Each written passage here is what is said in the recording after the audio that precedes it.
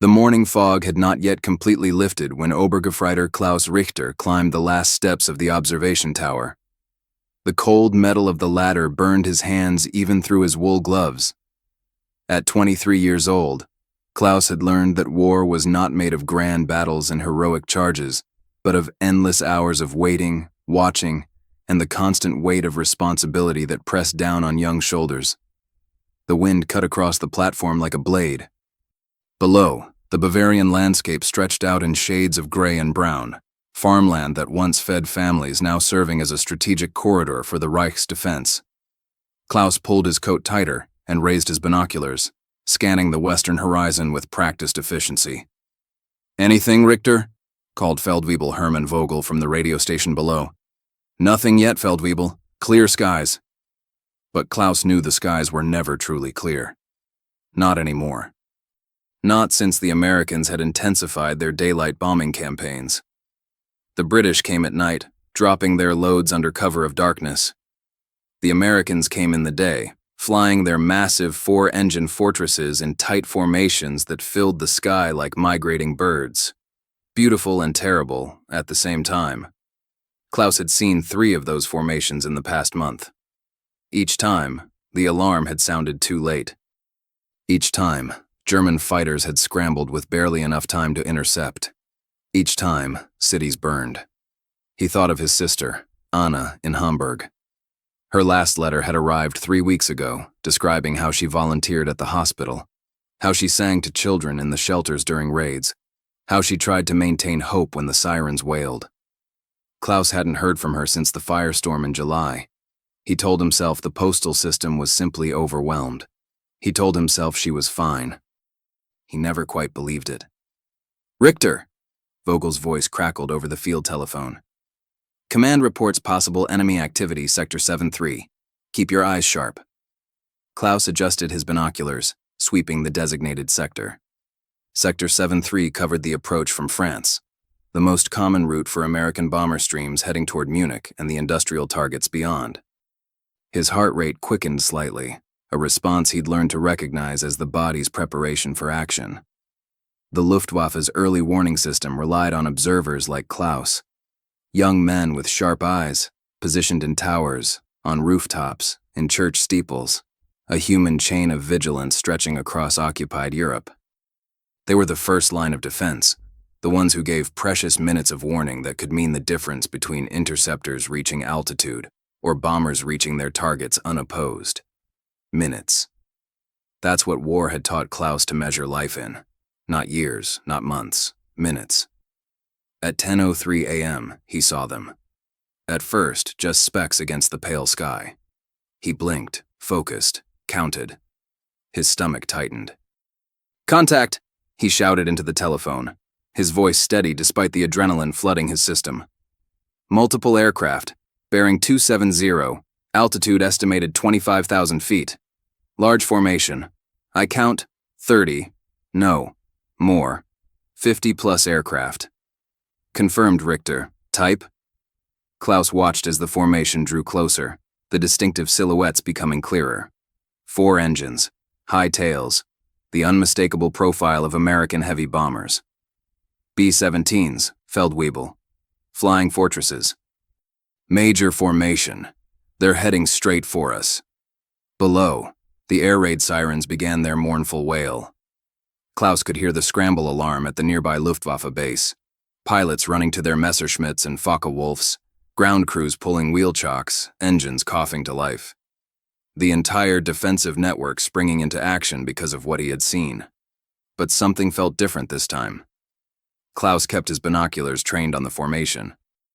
They were flying in their standard combat box, a defensive formation designed to maximize the overlapping fields of fire from their many machine guns. He'd studied these formations in training, learned to count them, to estimate their strength, to predict their targets based on heading and altitude.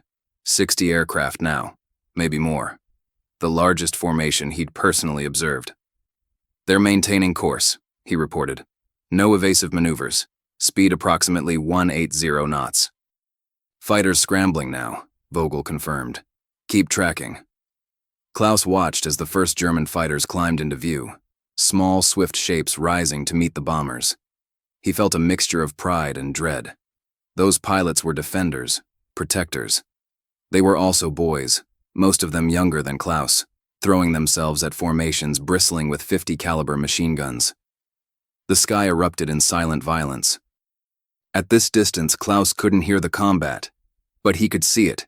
The tracers arcing through the air like deadly fireflies, the small explosions as fighters made their attack runs, the occasional larger explosion when someone's luck ran out. One bomber began trailing smoke. Klaus tracked it automatically, noting its position, its descent rate. Professional detachment. That's what the training demanded. Don't think about the 10 men inside. Don't imagine their fear as their aircraft falters. Just observe. Just report. But Klaus was still human. He still wondered if they had families, if they had sisters who sang to children in shelters. One enemy aircraft hit, he reported. Descending, Sector 7-4. More fighters joined the battle. The formation continued its steady advance, unwavering despite losses. That was the American doctrine. Press forward, maintain formation, accept casualties as the cost of completing the mission. Klaus had to admire their determination, even as he prayed for their defeat. Then, at 10:17 a.m., something changed. The radio below crackled with confused voices. Fighter pilots reporting strange readings on their instruments. Ground stations struggling to maintain radar contact. Klaus heard Vogel cursing. Something about interference, about signals being jammed. Richter, what do you see? Klaus kept his binoculars steady. Formation still intact, Feldwebel. Wait. He noticed aircraft he hadn't seen before. Smaller planes flying within the bomber formation. Different silhouettes. They weren't bombers, and they weren't fighters. There are specialized aircraft among them, Klaus reported. Different configuration. They're carrying external equipment. Looks like electronic apparatus. Vogel's voice rose with urgency. Radar stations are going blind. They're jamming our frequencies. Klaus felt a chill that had nothing to do with the October wind. For months, the German defenders had relied on radar to track incoming raids, to vector fighters to intercept points, to coordinate defensive fires. It had given them an advantage, the ability to see beyond the horizon, to prepare before the enemy arrived. Now, that advantage was evaporating like morning fog. The bombers continued their inexorable advance, but now the German fighters seemed confused, their coordinated attacks dissolving into individual efforts.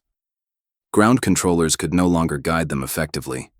The invisible web of electronic surveillance that had protected the Reich was being systematically dismantled by American technology Klaus didn't fully understand. He was witnessing a turning point, though he didn't yet know it. Keep visual contact, Vogel ordered. You're our eyes now, Richter. Klaus pressed the binoculars harder against his face, as if sheer will could make his vision sharper. The formation passed almost directly overhead now, a river of aluminum and steel flowing east toward Munich. He could see the bomb bay doors opening on some aircraft, like the mouths of great mechanical beasts. They're preparing to release, he called down. Target appears to be the industrial sector. The bombs fell in sticks, tumbling end over end. Klaus counted seconds, estimating impact time, his mind performing calculations that had become automatic. Somewhere below, civilians were rushing to shelters. Somewhere below, families huddled together, holding each other, praying. Somewhere below, maybe someone like Anna was singing to frightened children. The distant crump of explosions rolled across the landscape seconds later. Smoke columns began rising from the city. Klaus forced himself to maintain his professional demeanor, to keep reporting, to stay focused on his duty. But inside, a question burned.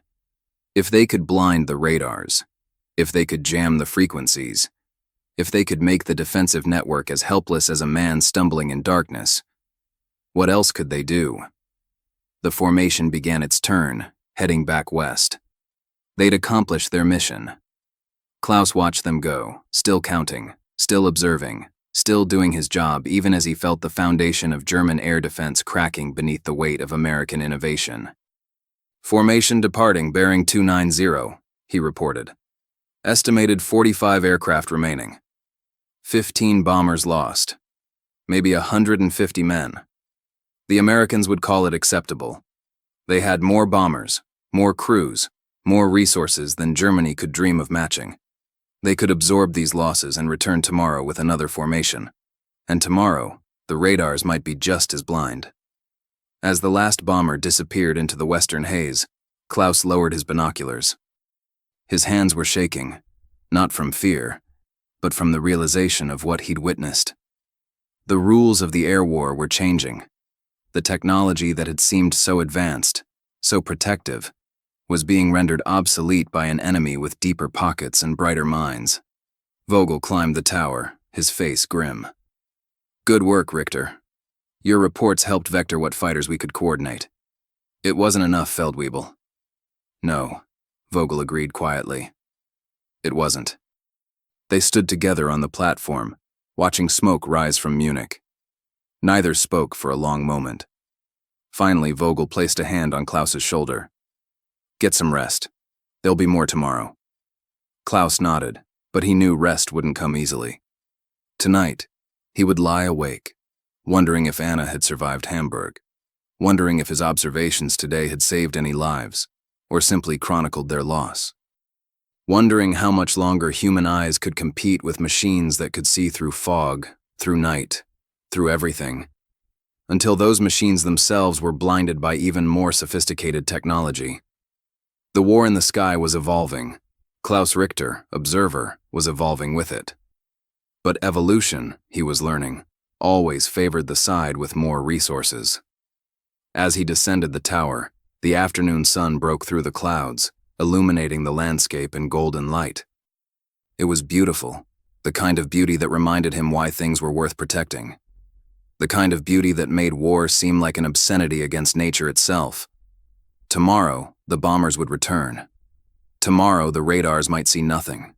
Tomorrow, everything would depend on young men in towers, watching the sky with ancient tools, binoculars and human eyes. Klaus wondered how long human eyes could hold back the tide. The basement of the converted government building smelled of cigarette smoke, machine oil, and the particular staleness that comes from too many men working in too little space with too few windows. Hauptmann Ernst Weber navigated the maze of workbenches and equipment racks with practiced ease, nodding to colleagues hunched over oscilloscopes and radio receivers, their faces illuminated by the green glow of cathode ray tubes.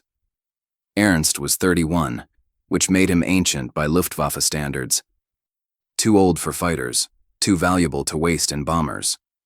His war was fought with mathematics and electromagnetic theory, not machine guns and cannons.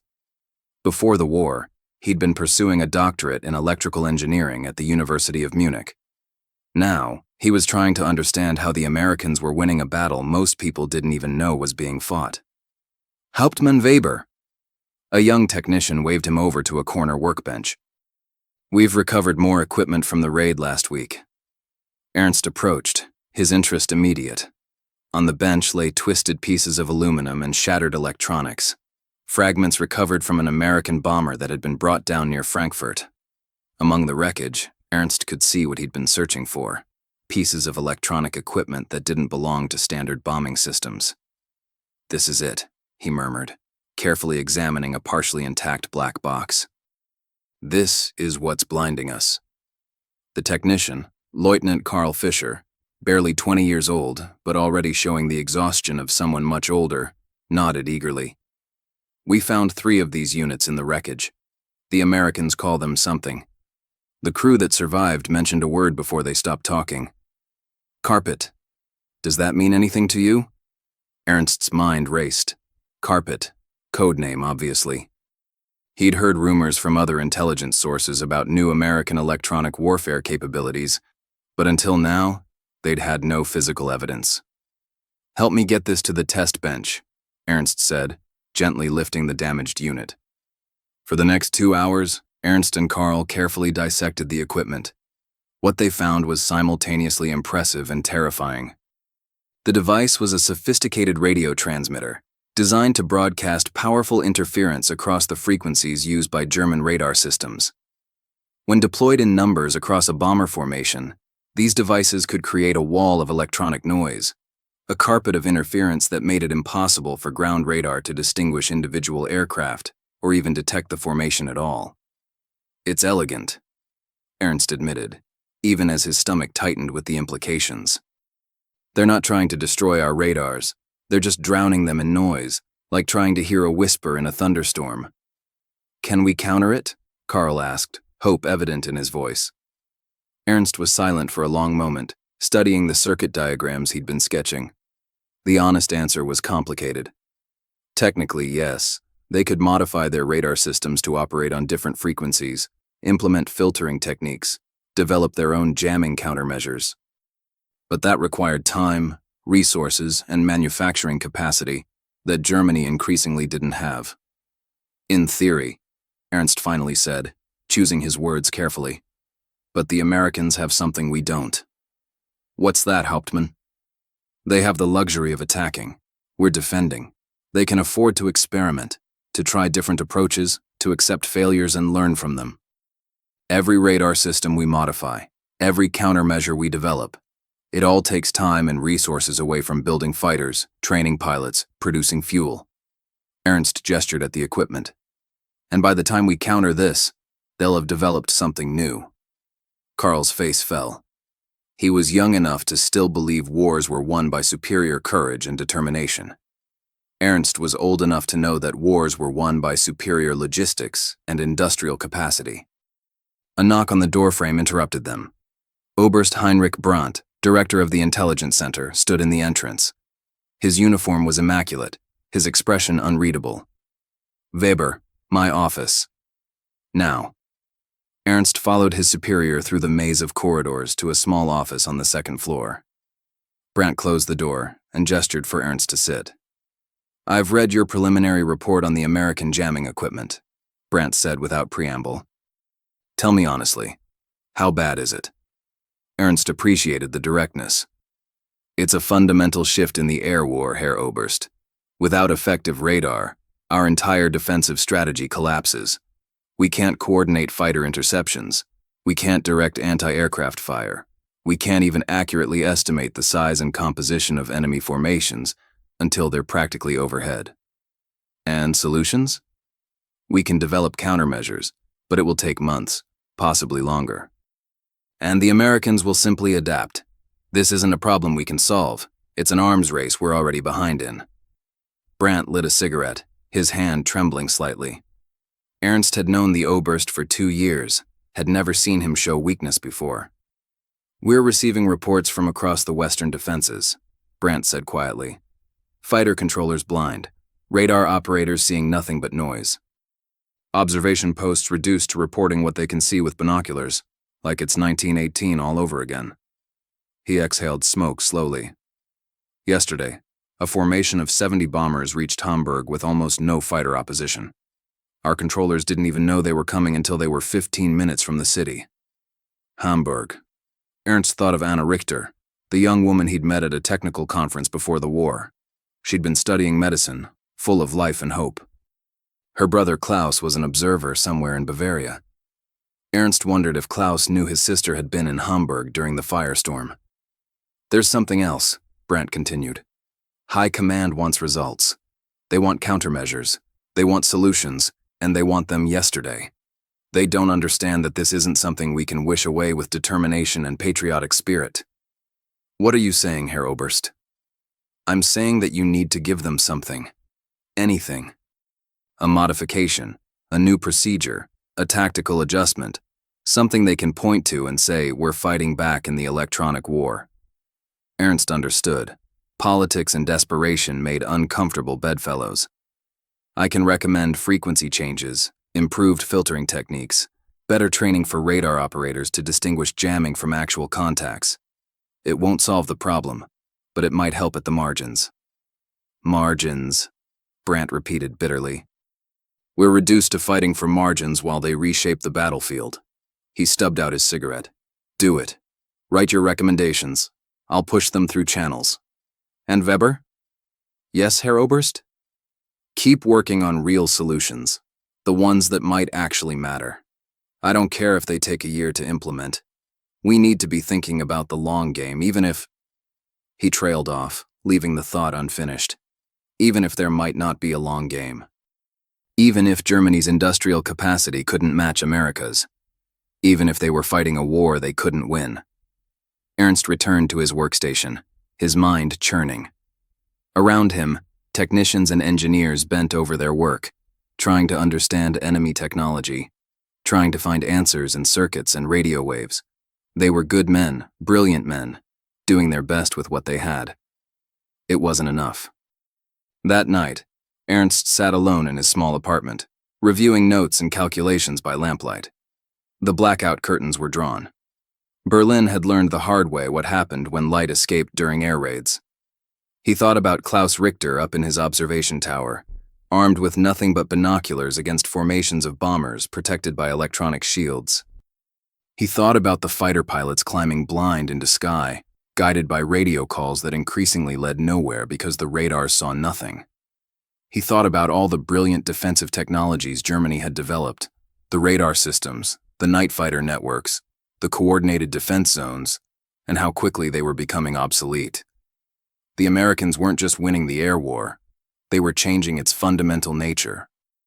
Ernst's pencil moved across the paper, sketching new circuit designs, calculating frequencies, exploring possibilities. Maybe this modification would help. Maybe that technique would buy them time. Maybe.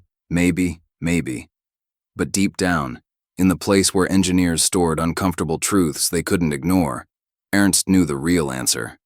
The side with more resources, more scientists, more manufacturing capacity, more everything. That side would win the electronic war. That side would blind their opponents and fly unopposed. That side wasn't Germany. A sudden air raid siren cut through the night. Ernst grabbed his coat and headed for the shelter, his papers clutched under his arm. Even in the basement shelter, surrounded by neighbors and colleagues, he continued working by the dim emergency lights. Because what else could he do? Surrender to inevitability? Accept defeat without fighting for every small advantage, every marginal improvement, every extra minute of warning that might save lives? No. He was an engineer. Engineers solved problems, even impossible ones, especially impossible ones. Above, the bombers came. The anti-aircraft guns fired blind, their radar guidance systems overwhelmed by American jamming. Searchlights swept the sky randomly, hoping to catch a glimpse of the enemy. The radio crackled with confused reports from controllers who could see nothing but electronic noise. And in observation, towers across Germany, young men like Klaus Richter stood with binoculars, their eyes the only reliable sensors left in a war that had moved beyond human perception. Ernst sketched another circuit modification. Maybe this one would help. Maybe. The bombing lasted 40 minutes. When the all-clear finally sounded, Ernst emerged to find Berlin still standing, still fighting, still refusing to accept what the mathematics made increasingly clear. He walked through the dark streets back to his apartment, his mind already working on tomorrow's problems. There would always be tomorrow's problems. Until there wasn't. In his pocket, he carried a letter from the front, a request from a fighter unit for technical advice on how to operate when radar guidance failed. Ernst would answer it tomorrow, would offer what solutions he could, would maintain the careful balance between honesty and hope. Because that's what the war demanded now. Not miracles, not brilliant breakthroughs. Just persistent, exhausting, marginally effective resistance against an enemy that could afford to overwhelm them with resources and innovation. Ernst climbed the stairs to his apartment, each step heavy with the weight of knowledge. He knew how this war would end. The mathematics didn't lie. But mathematics also taught him that even small variables could affect outcomes. That resistance mattered, that fighting for margins was still fighting. Tomorrow, he would return to his basement laboratory. Tomorrow, he would continue the silent war fought in electromagnetic spectrum, invisible to most but crucial to all. Tomorrow, he would do what engineers do, solve problems, one impossible challenge at a time. Above the darkened city, stars emerged from behind dispersing smoke. Beautiful and indifferent to human conflict. The same stars that shone on American air bases where crews prepared for the next mission. The same stars that would shine on whatever came next. Technical Sergeant James Jimmy Martinez pressed his face against the small window of the radio compartment, watching ice crystals form delicate patterns on the plexiglass. At this altitude, the temperature outside was 60 degrees below zero. Inside his electrically heated suit, Jimmy was merely cold instead of frozen solid. Small mercies in a war fought at the edge of space. The intercom crackled. "Radio pilot, check in." "Radio here, Skipper. All systems green." Jimmy's breath fogged in the cramped space despite the heating. Around him, radio equipment hummed and glowed, standard communication gear and something else, something special. The black box mounted beside his radio station was officially designated AN/APT-2. The crew called it the Jammer, or sometimes the Guardian Angel. Jimmy called it his most important piece of equipment, more vital than his parachute, more precious than his lucky photograph of Maria back in San Antonio. Because this box, and others like it scattered through the bomber formation, was what kept the German fighters confused and the flak gunners firing blind. 10 minutes to enemy coast, came the pilot's voice. Lieutenant Robert Chen, 24 years old, on his 18th mission. 7 more and he'd complete his tour. 7 more times he'd have to guide Lady Luck through the flak and fighters and bring his crew home. Jimmy checked the jammer one more time. Green lights across the board.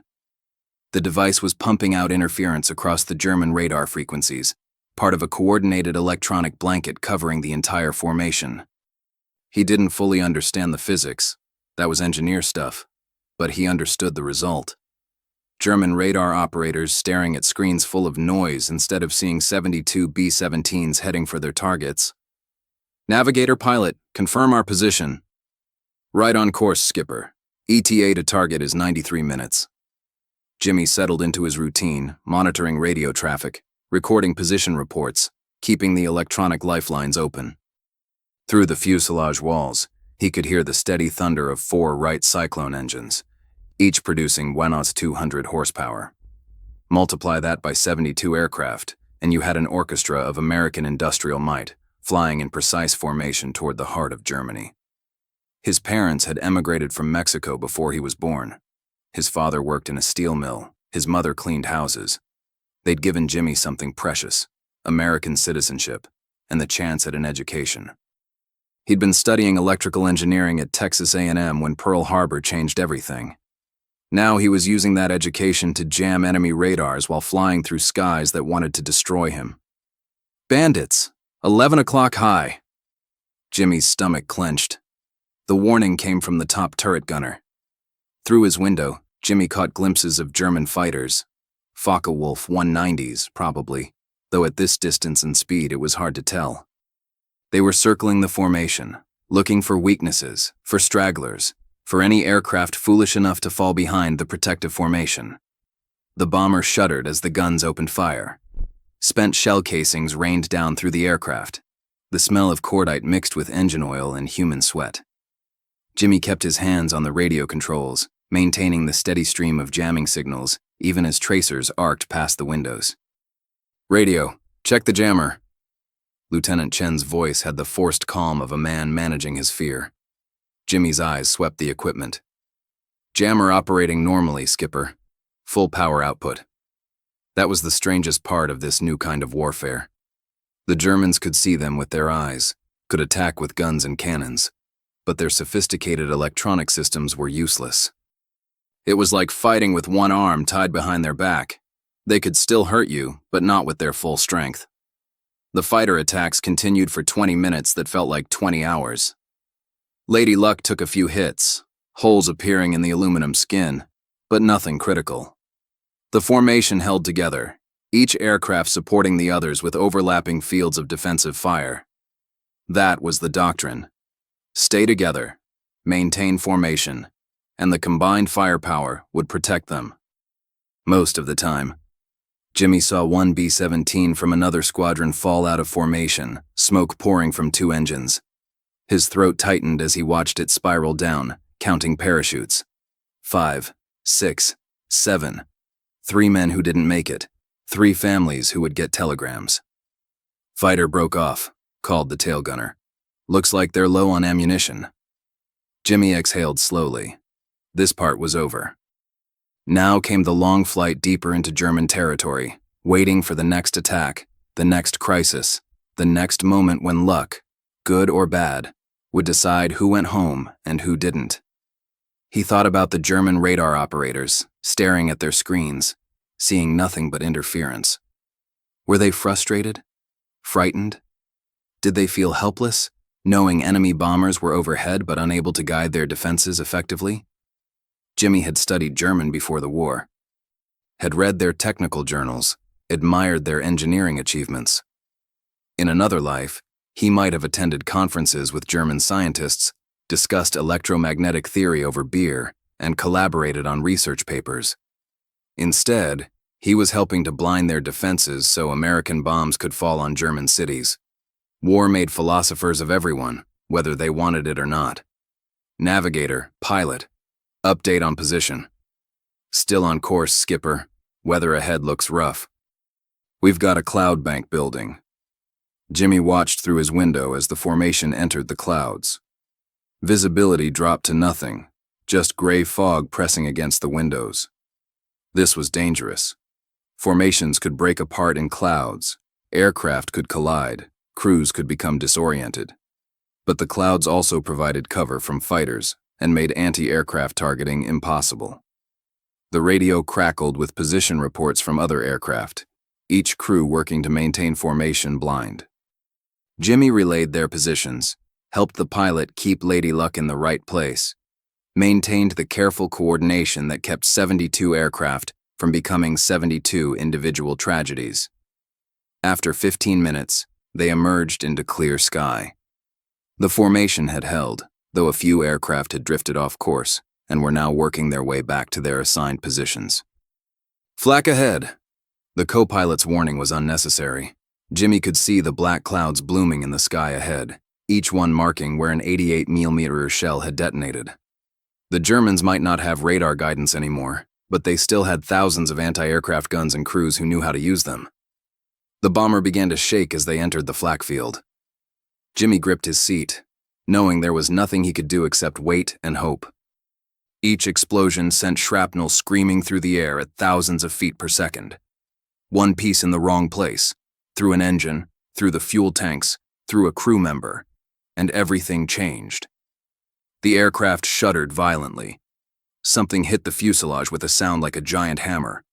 Jimmy checked his equipment frantically. Everything still working, the jammer still broadcasting. He was still alive. Radio pilot, status? All systems operational, skipper. Jammer still active. Good man. 15 minutes to target. Get ready for bomb run. Jimmy secured his equipment, prepared for the most dangerous part of the mission. During the bomb run, the aircraft had to fly straight and level, making it an easy target. No evasive maneuvers, no deviation from course. The bombardier controlled the aircraft through his sight, guiding it to the precise moment when the bombs would fall. 90 seconds of being a sitting duck while the German gunners threw everything they had into the sky. The longest 90 seconds in aviation. Bomb bay doors open. Cold air rushed through the aircraft. Through the floor, Jimmy could see the German landscape below. Cities, factories, rail yards. Targets marked on maps in English headquarters, now about to receive American bombs. He wondered about the people down there. Did they have shelters? Were they safe? Were their children like Maria's little sister, hiding in basements, praying? Bombs away. The aircraft lurched upward as several tons of high explosive fell free. Jimmy felt the familiar mixture of relief and guilt. Relief that they'd completed the mission. Guilt for what those bombs would do. Bomb bay doors closing. Let's go home, boys. The formation began its turn, heading west toward England, toward safety, toward another chance at life. The flak continued, but they were through the worst of it. Jimmy checked his jammer one more time, still broadcasting, still protecting them, still winning the invisible war. As they crossed back over the channel, Jimmy allowed himself to think about after this mission, after this war. He'd go back to Texas, finish his degree, marry Maria if she'd have him. Maybe work on radar systems, but peacetime ones. Weather prediction, aircraft navigation, communication networks. Technology that helped instead of hurt. Radio pilot, good work today. That jammer kept us safe. Just doing my job, Skipper. But it was more than that, and they both knew it. Every mission where the jammer worked was a mission where fewer fighters found them, where flak fired less accurately, where more crews made it home. It was a mathematical equation written in human lives. Lady Luck touched down at the base in England at 1447. Jimmy was the last to leave the aircraft, as always, making sure all his equipment was secured. He patted the jammer housing as he passed. Thanks, guardian angel. Outside, the British countryside was green and peaceful. Hard to believe that just hours ago they'd been in hell above Germany. The ground crew was already examining the aircraft, counting holes, assessing damage. 37 holes in Lady Luck today. 37 times death had missed them by inches. In the debriefing room, intelligence officers asked questions, recorded information, plotted results on maps. 7 aircraft from the group hadn't returned. 70 men missing or lost. The mathematics of attrition that both sides were locked into. That night, in his bunk, Jimmy wrote a letter to Maria. He didn't tell her about the fighters or the flak or the aircraft that didn't come back. He told her about the sunset they'd seen flying west, about the strange beauty of ice crystals at altitude, about his hope for the future. He told her about light, not darkness, because someone had to remember that there would be an after, that this war would end, that young men like him would return home and build instead of destroy. Outside, mechanics worked through the night, repairing Lady Luck for tomorrow's mission. In Germany, engineers like Ernst Weber worked on countermeasures. In observation towers, young men like Klaus Richter prepared for another day of watching the sky with human eyes. And in the electronic spectrum invisible to all of them, the silent war continued. Jamming and counter-jamming, signal and noise, technology racing against technology. Jimmy closed his eyes and dreamed of Texas, of Maria, of a world where his engineering skills built bridges instead of breaking defenses. Tomorrow, he would climb back into Lady Luck. Tomorrow, the war would continue. But tonight, he allowed himself to dream of peace. The observation tower seemed smaller now, or perhaps Klaus had simply grown used to its confines. 3 weeks since the first jamming attack, and the pattern had become routine. Bombers approached. Radars went blind. Klaus and thousands of observers like him became the eyes of the Reich's defense. He swept his binoculars across the western horizon, the movement automatic after countless repetitions. The morning was clear, visibility excellent, which meant the Americans would likely come. They preferred to bomb in daylight, believing their tight formations and heavy armament could fight through whatever Germany threw at them. They were increasingly correct. Richter, command reports possible activity. Vogel's voice over the field telephone had lost its urgency. These reports came daily now. Understood, Feldwebel. Klaus had received a letter yesterday. Not from Anna. He'd stopped hoping for those after Hamburg, but from a cousin who worked in a hospital in Munich. The letter spoke carefully around censorship, but the meaning was clear. Anna had survived the firestorm. She was in Bavaria now, working at a medical facility not far from Klaus's position. Alive. His sister was alive. The knowledge should have filled him with joy, but instead, it created a new fear. Munich was a target. Anna was no longer far away in another city. She was close enough that Klaus might hear the bombs that threatened her. Contact, Klaus called into the telephone. Multiple aircraft, bearing 265, altitude approximately 28,000 feet. The sirens began their wail. Below, the machinery of defense ground into motion. But Klaus knew the truth now. Without radar guidance, the defenses were degraded by perhaps 50% effectiveness. The fighters would scramble, would climb to intercept, but they'd be fewer in number, arriving later, with less coordination. Mathematics written in metal and lives. He counted aircraft mechanically. 65 bombers in a tight formation, flying straight toward Munich, toward factories, toward rail yards, toward hospitals where young women tried to heal the wounded. Klaus gripped his binoculars tighter and continued to report, his voice steady, his duty clear, even as his heart raced with fear for his sister. The latest report from Munich lay on Ernst's desk, confirmation of what he already knew. The American jamming systems were improving. More powerful, more sophisticated, harder to counter.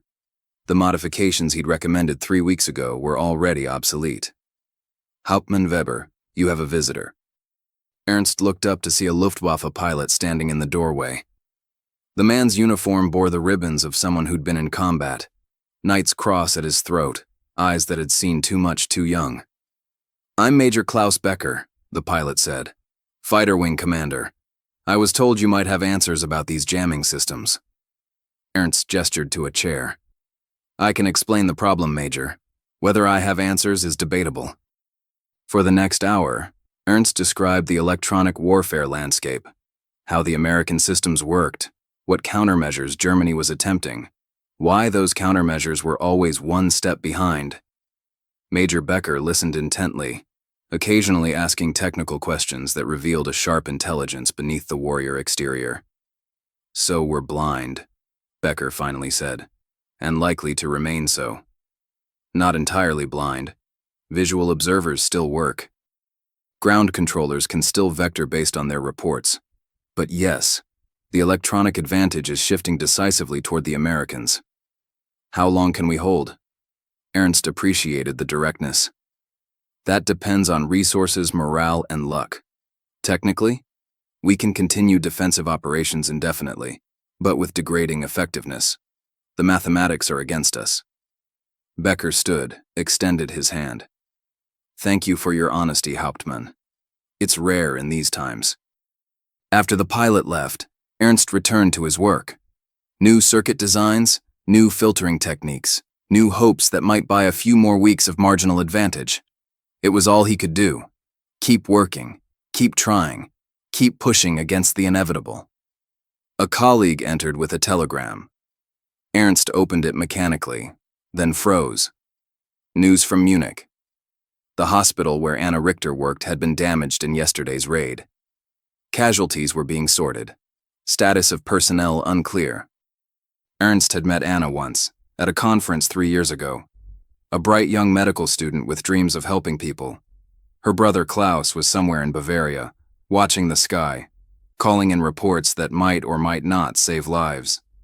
Were Klaus's reports what had vectored the fighters that failed to stop the bombers that hit the hospital where Anna worked? The circular cruelty of war made Ernst's head ache. He folded the telegram carefully and returned to his calculations. Because what else could he do? Stop working? Accept defeat? No. He would continue until he couldn't continue anymore. Mathematics and duty. Sometimes they were all a man had. Fighters, 2 o'clock level! Lady Luck shuddered as the gunners opened fire. Jimmy kept his focus on the jammer, ensuring the steady stream of interference that protected the formation. Outside his window, German fighters flashed past, too fast to track, too deadly to ignore. Radio pilot. Jammer status? Operating normally, Skipper. Full power. This was their 21st mission. Just 4 more, and they'd complete their tour. 4 more times they had to push their luck, roll the dice, trust mathematics and engineering to bring them home. The flak started as they approached Munich. Black flowers blooming in the sky, each one potentially fatal. Jimmy felt the aircraft shudder with near misses, heard shrapnel rattle against the fuselage like angry hornets. Through a gap in the clouds, he caught a glimpse of the city below. Even from this altitude, he could see previous damage, buildings destroyed, neighborhoods scarred. And they were about to add to that destruction. The moral weight of it pressed on Jimmy's chest like physical force. These weren't just targets on a map. These were homes, hospitals, churches. People lived there. People like Maria's family, like his parents, like everyone he'd ever known. Bomb bay doors open. The intercom crackled with voices. Bombardier calling corrections. Pilot maintaining steady course. Navigator confirming position. all of them working together to deliver several tons of high explosive onto people they'd never met, would never know. Bombs away. The aircraft lurched upward. Below, those bombs were falling, tumbling toward their targets. In 90 seconds they would hit. Buildings would collapse. Fires would start. People would have 90 seconds to reach shelter or make peace with their fate. 90 seconds for Jimmy to feel the weight of what he'd helped accomplish. Good run. Let's go home. As Lady Luck turned west, Jimmy caught one last glimpse of Munich through the clouds. Smoke was rising from multiple locations. The mission would be marked as successful in the debriefing. Intelligence officers would mark targets destroyed, assess damage, plan the next raid. They wouldn't see the faces of the people below. Neither would Jimmy. Maybe that was a mercy. The flight back was quiet, the crew processing what they'd done, what they'd survived. 7 aircraft from the group were missing. 70 more men who wouldn't write letters home tonight. Radio pilot. That jammer kept us safe again. Whatever those German radar operators saw, it wasn't us. Jimmy thought about those operators. Young men like him, probably, trained in electronics, doing their duty. He'd blinded them, made their training and equipment useless. Had that saved American lives? Undoubtedly. Had it cost German lives? Equally undoubtedly. War made everyone complicit. There were no clean hands. In Munich, Klaus Richter descended from his observation tower after a 12-hour shift. His report had helped vector fighters to the formation, but not quickly enough, not accurately enough. Bombs had fallen. The city had burned. He learned that evening that Anna was alive. Her hospital had been hit, but she'd been in a different section. 23 staff and patients had not been so fortunate. Klaus held the telegram confirming her survival, and wept, partly from relief, partly from the knowledge that tomorrow there would be another formation, another raid, another chance for mathematics, and chance to determine who lived and who died. In Berlin, Ernst Weber worked late into the night on new countermeasure designs. The American jamming had become more sophisticated again, always adapting, always improving. He was losing the electronic war one technical innovation at a time. But he would continue working, because engineers solved problems, because giving up was unthinkable, because somewhere, people like Anna Richter depended on whatever marginal improvements he could provide. Over England, Jimmy Martinez sat in the mess hall, pushing food around his plate without eating. 21 missions completed. 4 more to go. Then home. Then Maria. Then a life where his engineering skills built instead of destroyed. If he survived 4 more missions, if luck held, if mathematics continued to favor him, 3 men, separated by nationality and circumstance, united by their roles in a war that had transcended traditional combat. Klaus watching with human eyes what technology could no longer see. Ernst fighting in the electromagnetic spectrum to restore capabilities already lost. Jimmy jamming the frequencies that once protected German cities. None of them knew the others existed. None of them would ever meet. But their lives had intersected in the sky over Munich, in the invisible war of signals and jamming, in the terrible mathematics of attrition and survival. The war would continue. Technology would evolve. More missions would be flown, more defenses attempted, more lives spent in pursuit of victory or survival. And each of them, observer, engineer, operator, would continue doing their duty, carrying their burdens, hoping that when the mathematics of war finally reached their conclusion, they would be among the survivors who could rebuild what had been destroyed. Klaus returned to his tower the next morning, binoculars ready. Ernst returned to his laboratory, calculations fresh. Jimmy returned to Lady Luck, jammer tested and operational. The sky above Germany waited, indifferent to human conflict, beautiful and terrible in its vastness. And the war, visible and invisible, technological and human, continued its inexorable march toward an ending no one could predict, but everyone could feel approaching.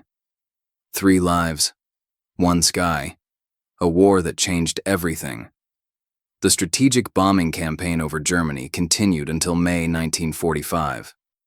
American radar jamming technology evolved throughout the war, eventually rendering German defensive radar largely ineffective. The Luftwaffe never fully countered these systems.